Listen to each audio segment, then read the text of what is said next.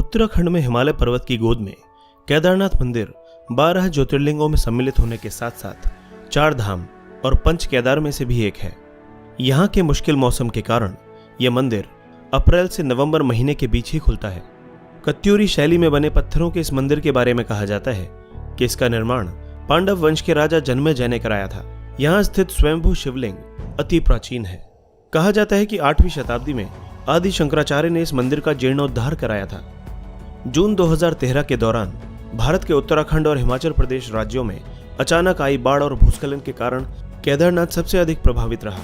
इस ऐतिहासिक मंदिर का मुख्य हिस्सा और सदियों पुराना गुंबद सुरक्षित रहा, लेकिन मंदिर का प्रवेश द्वार और उसके आसपास का इलाका पूरी तरह तबाह हो गया। केदारनाथ मंदिर समुद्र तल से 11,755 फीट की ऊंचाई पर स्थित है। दोस्तों, अब जान लेते हैं कि किस तरह 400 सालों तक केदारनाथ मंदिर बर्फ में दबा रहा और इसका इस मंदिर पर क्या असर पड़ा। वैज्ञानिकों के अनुसार केदारनाथ मंदिर 400 सालों तक बर्फ में दबा रहा, फिर भी इस मंदिर को कुछ नहीं हुआ। इसीलिए 2013 में आई जल प्रलय के दौरान इस मंदिर के सुरक्षित रह जाने से वैज्ञानिकों को कोई हैरानी नहीं हुई। देहरादून के वाडिया इंस्टीट्यूट के हिमालयन जियोलॉजिकल वैज्ञानिक विजय जोशी ने कहा कि 400 साल तक केदारनाथ के मंदिर के बर्फ के अंदर दबे रहने के बावजूद यह मंदिर सुरक्षित रहा, लेकिन जब बर्फ पीछे हटी तो उसके हटने के निशान मंदिर में मौजूद थे, जिसकी वैज्ञानिकों ने स्टडी की। उसी के आधार पर यह पता लगा कि यह मंदिर 400 सालों तक बर्फ में दबा हुआ था। जोशी कहते हैं कि 13वीं से 17वीं शताब्दी तक यानी 400 साल तक एक छोटा हिमयुग आया था, जिसमें हिमालय का एक बड़ा क्षेत्र बर्फ के अंदर दब गया था। पहले माना जाता था कि मंदिर ग्लेशियर के अंदर है, लेकिन रिसर्च से पता चला कि यह मंदिर ग्लेशियर के अंदर नहीं बल्कि बर्फ में ही दबा हुआ था। वैज्ञानिकों के अनुसार मंदिर की दीवार और पत्थरों पर आज भी इसके निशान हैं। ये निशान ग्लेशियर की रगड़ से बने हैं। ग्लेशियर हर वक्त खिसकते रहते हैं। वे न सिर्फ खिसकते हैं बल्कि उनके साथ उनका वजन भी होता है और साथ ही कई चट्टानें भी उनके साथ होती हैं, जिसके कारण उनके मार्ग में आई हर वस्तु रगड़ खाती हुई चली जाती है। जब 400 साल तक मंदिर बर्फ में दबा रहा होगा तो सोचिए मंदिर ने इस ग्लेशियर के बर्फ और पत्थरों की रगड़ को कितना झेला होगा। वैज्ञानिकों के अनुसार मंदिर के अंदर भी इसके निशान दिखाई देते हैं। बाहर की ओर की दीवारों पर पत्थरों की रगड़ दिखती है तो अंदर की दीवारों पर पत्थर समतल हैं, जैसे उनकी पॉलिश की गई हो। एक मत के अनुसार विक्रम संवत 1076 से 1099 तक राज करने वाले मालवा के राजा भोज ने इस मंदिर का निर्माण करवाया था, लेकिन कुछ लोगों के अनुसार यह मंदिर 8वीं शताब्दी में आदि शंकराचार्य ने बनवाया था। बताया जाता है कि मौजूदा केदारनाथ मंदिर के ठीक पीछे पांडवों ने एक मंदिर बनवाया था, लेकिन यह मंदिर वक्त के थपेड़ों की मार नहीं झेल सका।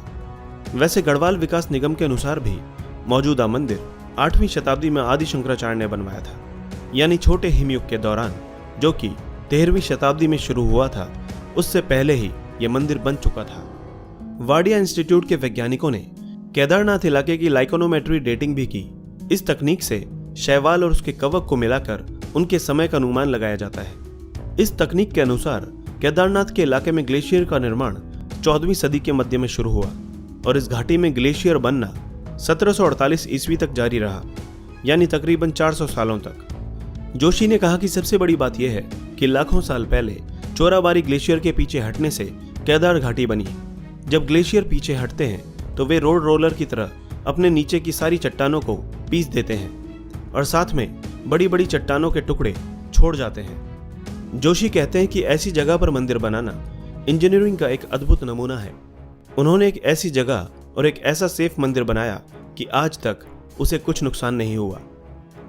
वैज्ञानिक डॉक्टर R.K. डोभाल भी इस बात को मानते हैं कि यह मंदिर बहुत ही मजबूती से बनाया गया है। केदारनाथ मंदिर 85 फीट ऊंचा, 187 फीट लंबा और 80 फीट चौड़ा है।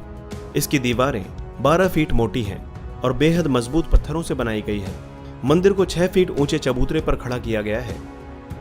यह भी एक हैरान करने वाली बात है कि इतने भारी भरकम पत्थरों को इतनी ऊंचाई पर लाकर और तराशकर कैसे एक मंदिर की शक्ल दी गई होगी।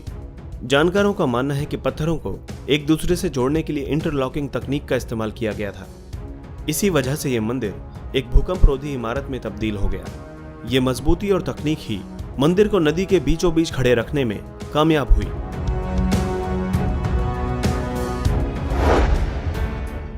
दोस्तों, इसी तरह की इंटरेस्टिंग और इन्फॉर्मेटिव वीडियोस देखने के लिए हमारे चैनल हिस्टोरिक हिंदी को आज ही सब्सक्राइब करें और बेल आइकन को दबाना ना भूलें।